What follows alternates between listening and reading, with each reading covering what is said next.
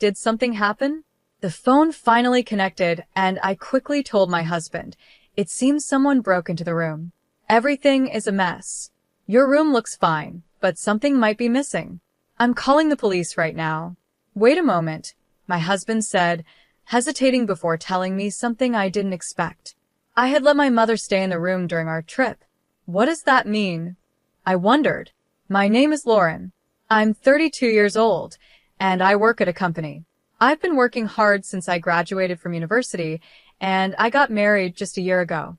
My husband is Tyler. He works at a company we partner with. I first met Tyler when I went to a meeting at his company as the new project leader. I was nervous, but he greeted me with a warm smile. Nice to meet you. I'm Tyler. I'm looking forward to working with you, he said. Over time, after a few meetings, we got to know each other better. One day after meeting, Tyler asked me, Lauren, do you have some time now?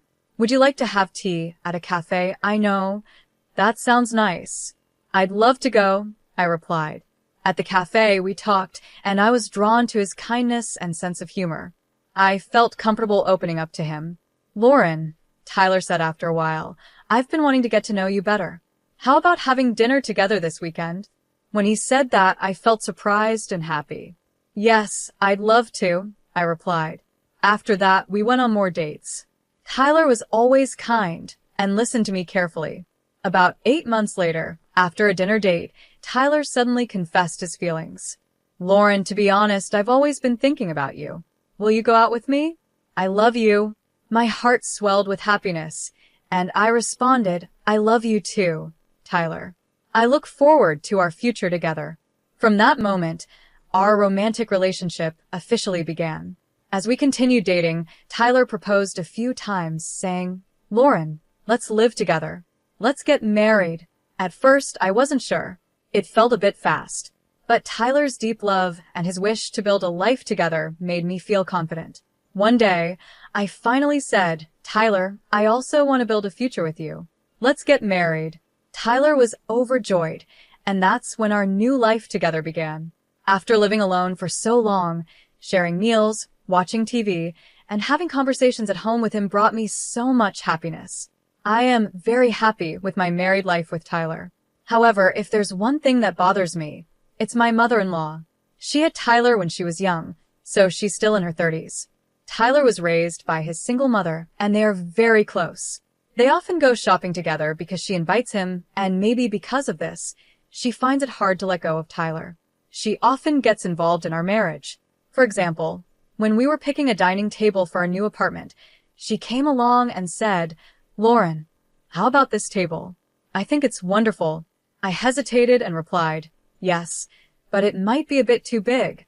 She insisted, no, having a large table will make family meals more comfortable, right, Tyler?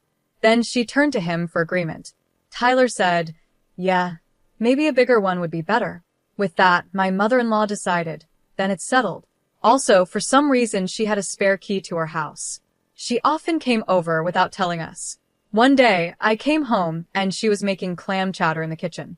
Lauren, welcome home. I'm making clam chowder today, she said with a smile. I tried to politely say, Mom, it's a bit troublesome when you come over without telling us first. She smiled back and said, don't be so formal. We're family, and it's no problem for me to visit anytime, right? On top of that, she often asked me to cook for her. Lauren, next weekend, please come to my house with Tyler and cook the meal. I hesitated and said, but you're such a good cook. Why do I need to do it? It's not about that. It's good for young people to work hard. Tyler is looking forward to it. Tyler, looking a little nervous, added, yes, Lauren, your cooking is always delicious. I'm looking forward to it. Her interference kept growing, and it started to stress me out. She wasn't just interfering. She often seemed upset with me and would say things that hurt. For example, when we were celebrating Tyler's birthday at our house recently, she showed up without telling us. Happy birthday, she said when she arrived. Oh, Mom, Tyler said. She noticed me and said, oh, Lauren's here too.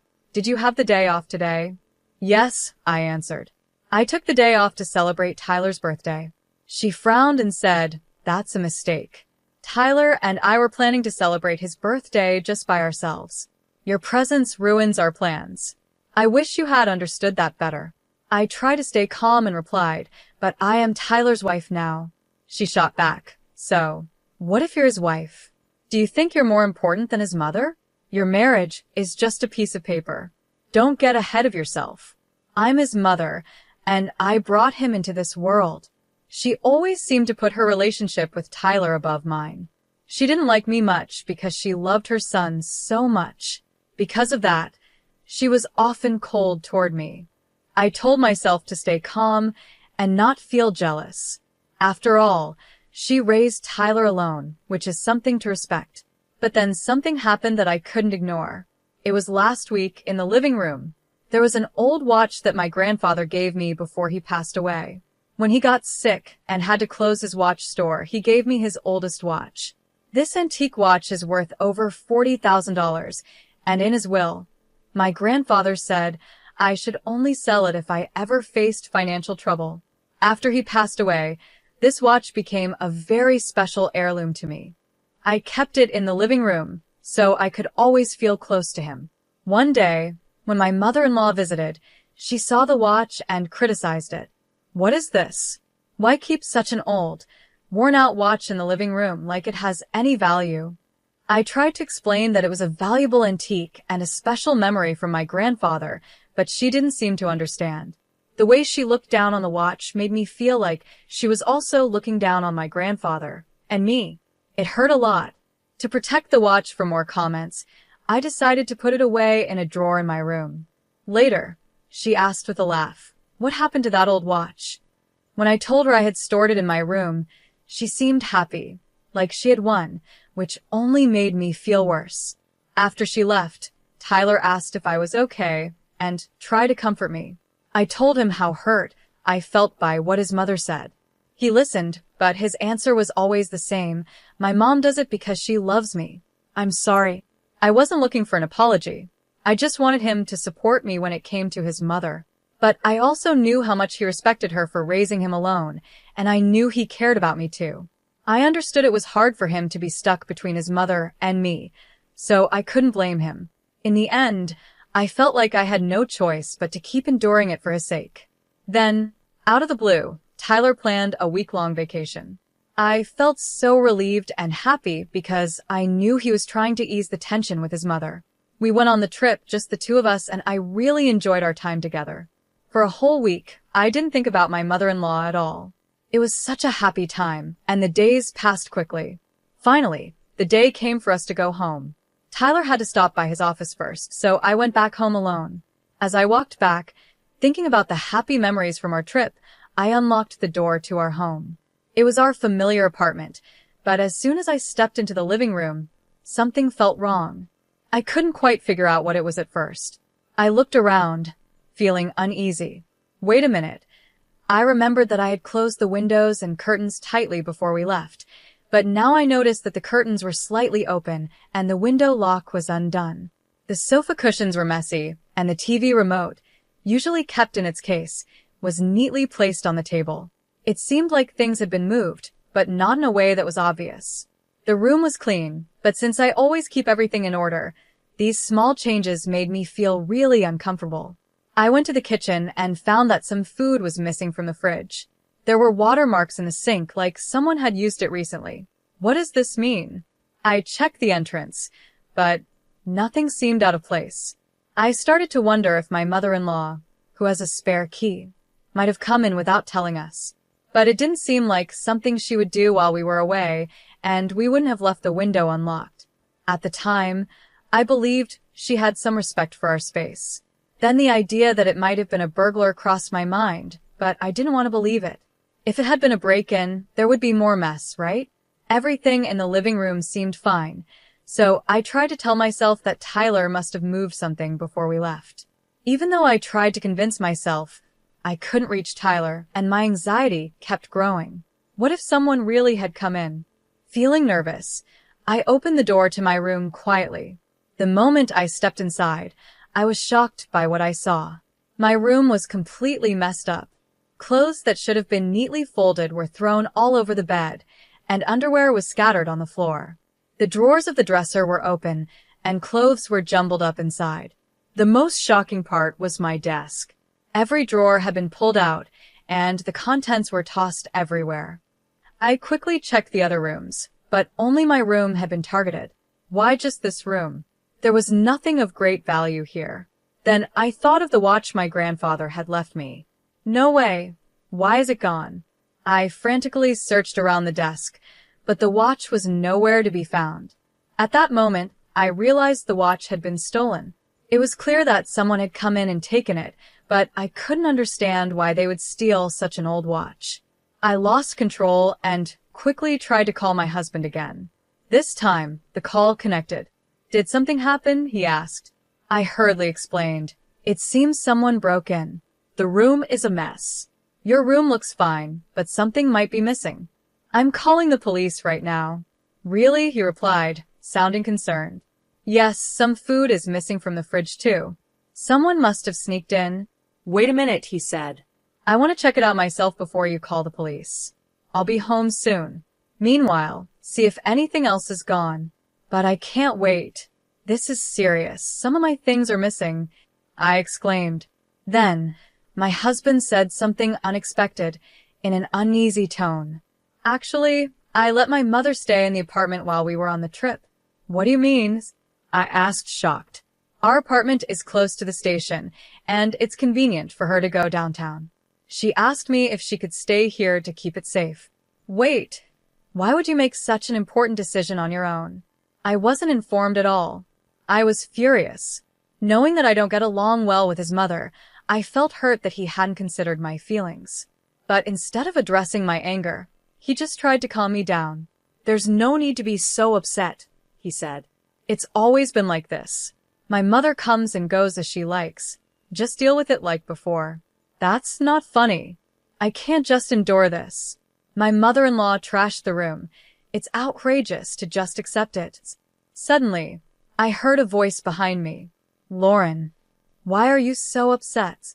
It was my mother-in-law. "Mom, are you talking to Tyler right now?" I asked, still angry. "Why are you speaking to my son like that?" she asked sharply. "I'm upset because he let you stay in our home without telling me," I replied. "It's not right. How dare you?" she snapped. "Blaming Tyler is like saying you hate that I'm here." "Honestly, I don't want you coming and going from our house whenever you feel like it," I said, unable to hold back. "You're such a coward, Lauren," she said angrily. "Don't talk like that." "You just blame me and get mad at Tyler for no reason, acting like the victim. But it's all in your head." It was clear that I had really been affected. My room had been ransacked, and I knew my mother-in-law had been the one in there. I didn't understand why I was being blamed. What surprised me even more was that Tyler defended her in this situation. After a while, Tyler came home, clearly upset, and sided with his mother, blaming me for overreacting. "I can't believe this, Lauren," he said. "This is unacceptable." I couldn't stand it anymore. I took both Tyler and his mother into my room to show them the mess. Tyler couldn't hide his shock when he saw the state of the room. But my mother-in-law didn't seem surprised at all, almost like she already knew what had happened. It became obvious she was the one responsible. "Mom, be honest. Did you do this?" Tyler asked. "Even if the room was messy, you're exaggerating." "It's not that bad," she said dismissively. "I just forgot to clean up. That's all," my mother-in-law said casually. "If I clean it now, there won't be a problem, right? I was going to do it later anyway." "You're being too sensitive." She admitted she was the one who made the mess but showed no regret at all. Tyler stood there, looking uncomfortable, not saying anything. Then she started defending herself. "I borrowed Lauren's clothes because I left mine at home. We're not that different in size, so I thought it would be okay.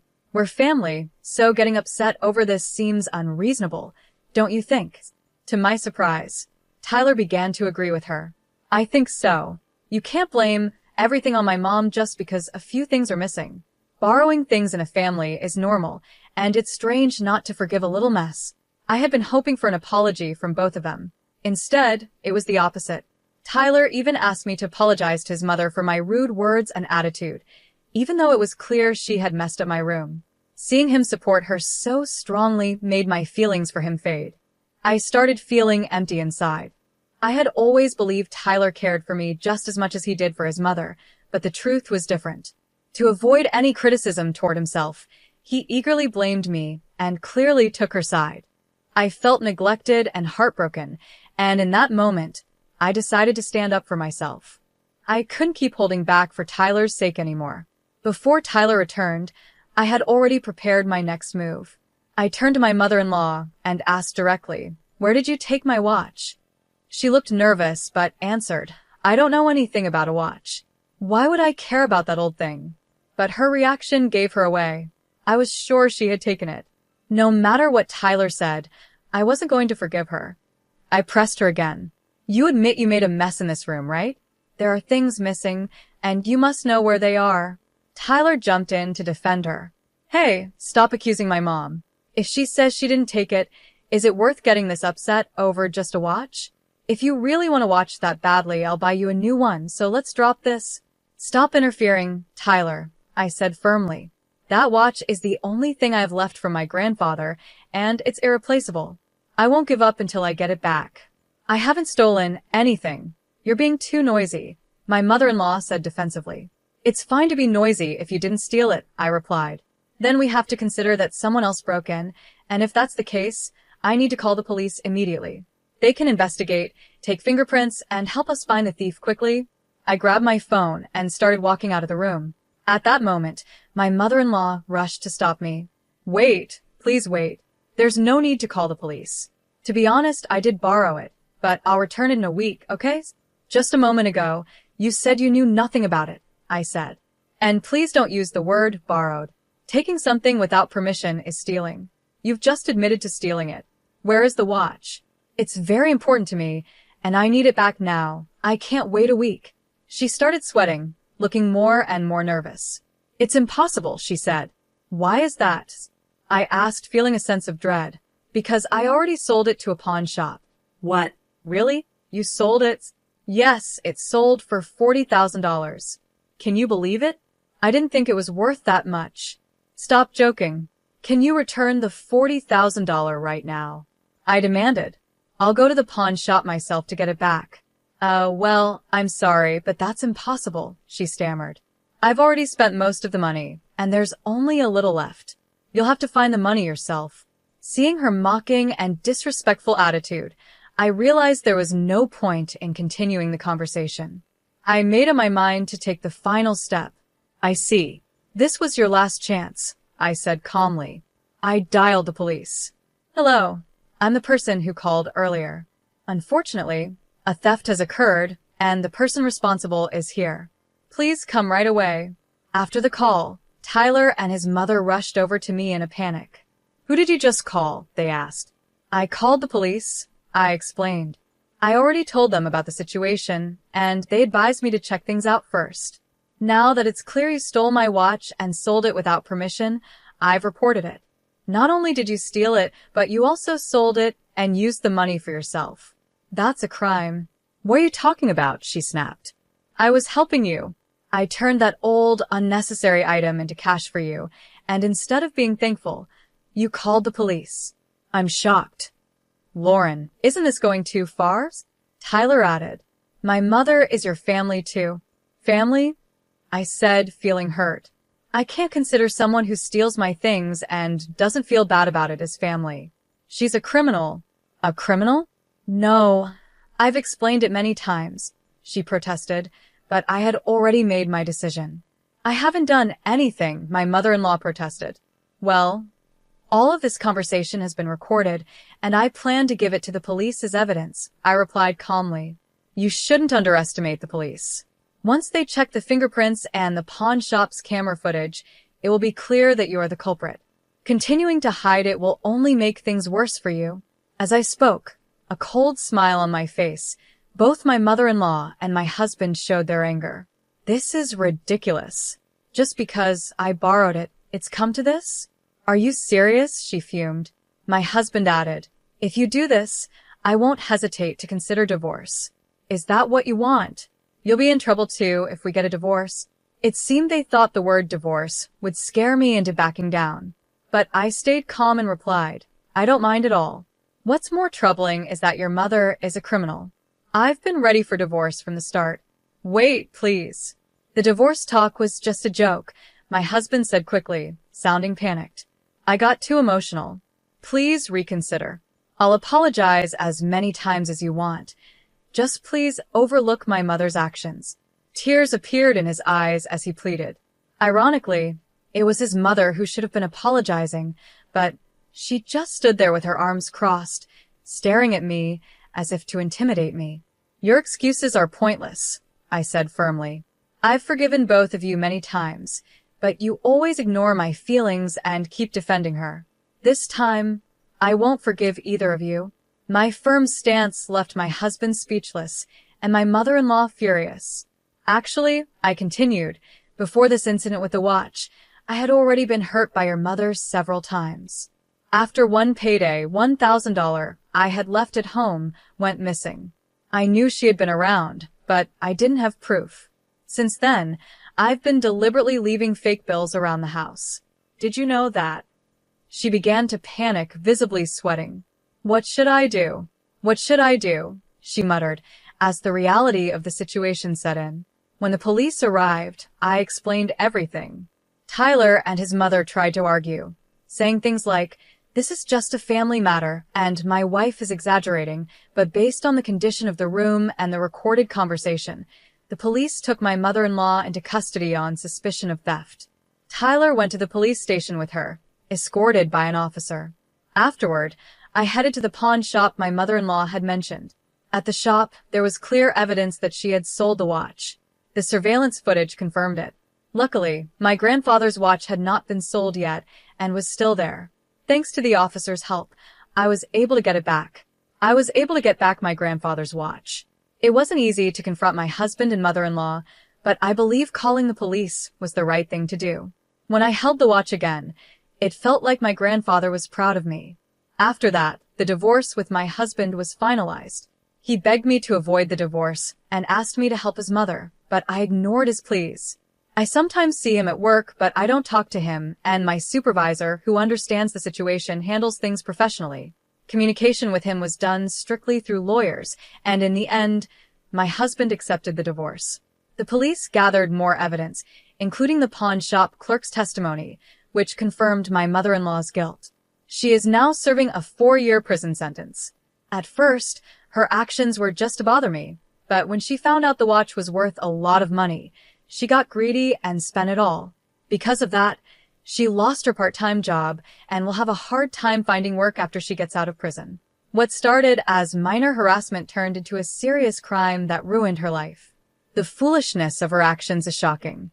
Since she had no savings, the $40,000 to repay the pawn shop fell on my ex-husband. He's now working hard to pay for his mother's living expenses, and everyone at his workplace knows about our divorce and what his mother did. This has made his life difficult and uncomfortable. Meanwhile, I am finally free from the stress caused by my ex-husband and his mother. I'm thoroughly enjoying my independence. While my marriage didn't turn out as I had hoped, being able to protect the valuable watch from my beloved grandfather is a big comfort to me. Right now, I'm focusing more on myself than on romantic relationships, and I'm excited to enjoy my single life. I'm also looking for new hobbies and interests. A new chapter in my life is starting, and after everything I've been through, I'm dedicated to taking care of myself and living life fully. I plan to fill my days with hope and happiness and live a positive, active life.